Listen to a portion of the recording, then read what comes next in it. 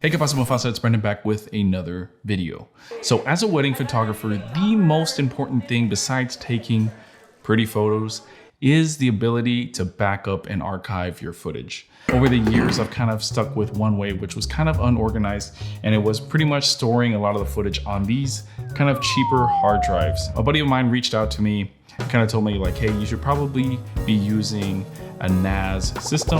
And so today I'm kind of going to be talking about my workflow on backing up wedding footage from the start all the way up into the finish before the project gets delivered to the client. So without further ado, let's get started. So the process of backing up your footage actually starts before you even shoot your wedding. When I shoot a wedding, or even when I do commercial work, I always shoot with two cameras. Just in case if one breaks, I've always got a backup.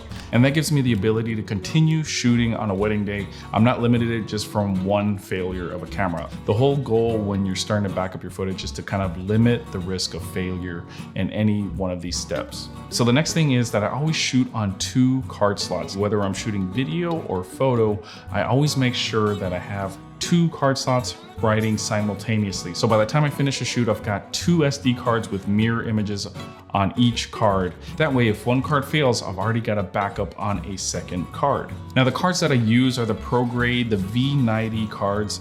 It took me a little while to kind of warm up to these cards, but I've been shooting with them for a good while now, at least a year, and I haven't had any card failures. So I use a V90 card with the Sony a7 III in slot 1, and then a V60 as my backup recording. And I write raw files to both cards, and it's a 256 gigabyte card. That's plenty for me to shoot video and photo during a wedding day. And I haven't had any issues, so I kind of recommend Pro Grade, and the price is very reasonable for what they offer. So whenever we're wrapping up a wedding day, at the end of the night, I always dump my footage from my SD cards from all of the shooters that were with me. Sometimes we have up to 4 shooters, whether it's audio cards, video, and photo. We dump all of the footage onto this Samsung T7, or you can get a T5 drive. And this is a solid state or an SSD drive, and it helps with the transfer speeds to get everything dumped very quickly onto this drive. So now I've got all the footage on here, and then also my shooters have backups, and we communicate with each other to make sure that we don't format the cards until I've gone through all the footage to make sure that none of the files were corrupted during the transfer. And what I would do in the past is I would write to these lacy drives and all these hard drives here, and I would write the copies into 2 of these just in case one failed, I had a backup. Now, this is a good and cheap option for most people, or when you're first starting out. So now we've got the SD cards, we've got the Samsung T5 or the T7 drive, and then we've got a 4th copy at this point onto these 2 lacy drives. Just in case of one of these fails, we have a backup. Now, the SSDs are known to be a little bit more reliable because there's less moving parts in here. Now, these hard drives, these lacy drives, they've got those discs. Think of a record player. Well, I'm kind of showing my age here, but if you think of a record player and it's got the, the disc and then the needle, these drives work very similar to that. And the fact that there's so many parts that can fail makes these drives a little bit more vulnerable. Now, the upside to buying a drive like this is that it's a lot cheaper. I can get 1 terabyte on an SSD for about $300 versus these lacy drives, which is the same price, but I'm getting 5 terabytes. And so the cost is a lot less with these hard drives. However, they're a lot more slower, and there's just too much risk of failure here. But when you're first starting out, this is a good cheap option. Now, let me show you the NAS system. And I went down this huge rabbit hole of watching multiple YouTube videos and multiple reviews on which brand to go with. And the brand that I did go with is a NAS system by QNAP. Now, the model that I went for is the 672 XT. What a NAS system is, you can see in the front here, it's 1, 2, 3, 4, 5, 6 individual hard drives, and they all communicate with each other. And you can have this set up to where if one of your drives fails, the other 5 drives can be used to rewrite the failing drive when you replace it. And in my case, I actually have it with a RAID 6 setup, which allows 2 of the 6 hard drives to fail. So at the end of a wedding night, when I have my Samsung, there's a USB-C port here where I can plug in, and I can dump all of the footage from the wedding night onto my NAS system.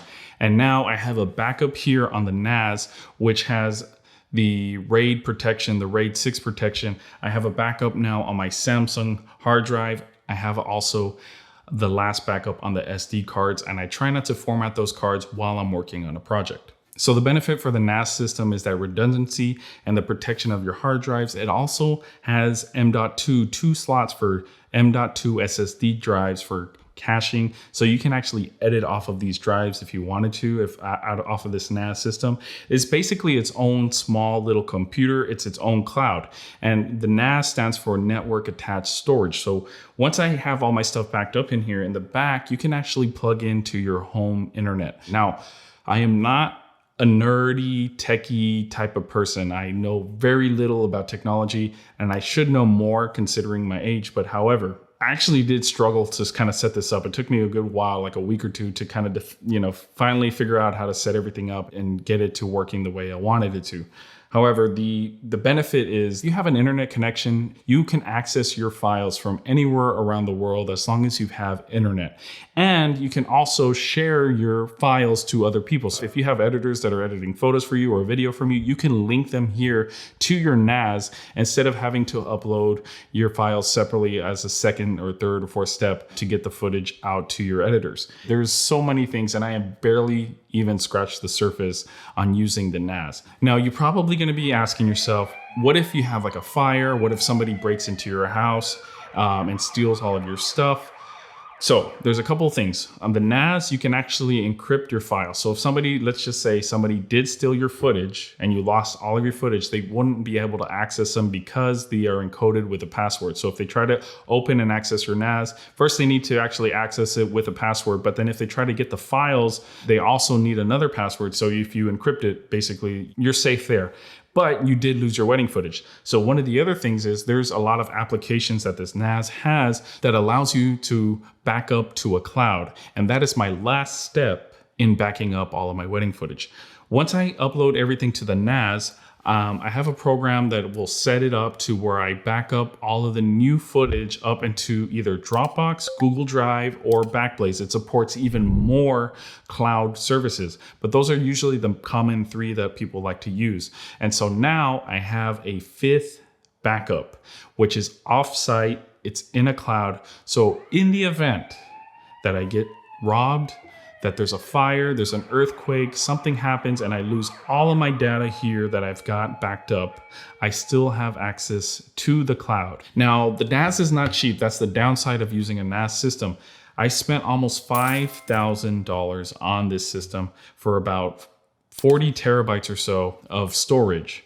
Now, that's going to serve me a good while, probably a good 2 or 3 years, especially once I get rid of older weddings after about a year. So the cost is going to be there, like as far as the safety and the storage capacity, because I'm always buying hard drives anyways. But this is just a little bit more of a safer way of actually backing up and having a redundant backup on a separate own like mini computer hard drive, thing. So just to kind of recap, I have my SSDs that I've got 2 copies, and I try not to format those while I'm still editing a wedding. I've got the Samsung SSD drive, which I edit off of. I've got the NAS that has backups that have 6 hard drives and allows 2 failures. And that's an extremely rare event that can happen, but it's extremely rare, and we're trying to prevent error there. And then the last thing is NAS system uploading to our cloud. And basically that is kind of like the most foolproof way that I can think of to kind of back up our footage, especially when it comes to weddings, like our travel videos and stuff that we try to make. All these once in a lifetime events that you cannot afford to lose, especially people are paying you a lot of money to capture those photos and those videos. That is kind of pretty much my foolproof system to try and prevent loss of footage. I literally have nightmares about losing footage, and it's kind of like my worst fear when it comes to wedding photography and making commercial videos and stuff like that. I do not ever want to make that phone call, to somebody and say like, hey, I lost your footage. That is just my worst nightmare. Hopefully this is just kind of like a general overview of NAS. There is tons of videos out there on YouTube explaining more in depth on how to use this. The 10 gigabit Ethernet ports, Thunderbolt ports. There's so much more that you can do with this thing. If you have any questions, or if you have any comments on how you back up your footage, let me know down in the comments below. I would really love to hear it, and I'll see you guys in the next video. Peace.